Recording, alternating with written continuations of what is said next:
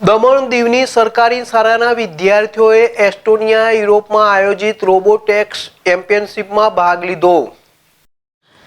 કેન્દ્ર શાસિત પ્રદેશ દાદરાનગર હવેલી દમણ દીવની સરકારી શાળાના વિદ્યાર્થીઓએ એસ્ટોનિયા યુરોપમાં આયોજિત રોબોટેક્સ ચેમ્પિયનશિપમાં ભાગ લઈને પ્રદેશનું નામ રોશન કર્યું છે। ભારતીય એમ્બેસી દ્વારા આ વિદ્યાર્થીઓનું સન્માન કરવામાં આવ્યું હતું।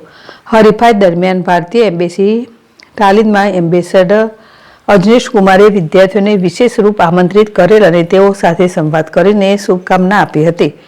આ હરીફાઈમાં વિદ્યાર્થીઓએ ઉત્કૃષ્ટ પ્રદર્શન કરેલ શિવા યાદવ, હરીન્દ્ર ઠાકુર, હરપ્રસાદ સાય, ડિમ્પલ પાટીલ, પૂર્વી પટેલ અને રિયા ચૌધરીએ વિવિધ હરીફાઈ જેવી કે line following robot, fire fighting robot, folk race અને એન્ટરપ્રેન્યોરશિપ ચેલેન્જમાં ભાગ લીધો હતો।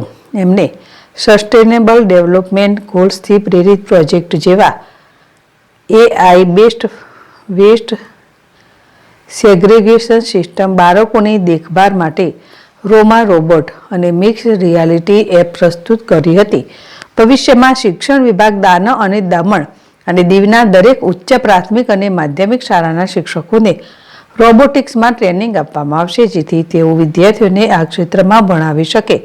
આ કાર્યક્રમ વિદ્યાર્થીઓ માટે આંતરરાષ્ટ્રીય સ્તર પર પોતાની પ્રતિભાને પ્રદર્શિત કરવાનો અવસર બન્યો અને એમના ઉજ્જવળ ભવિષ્યની દિશામાં તેઓ પ્રેરિત પણ થયા।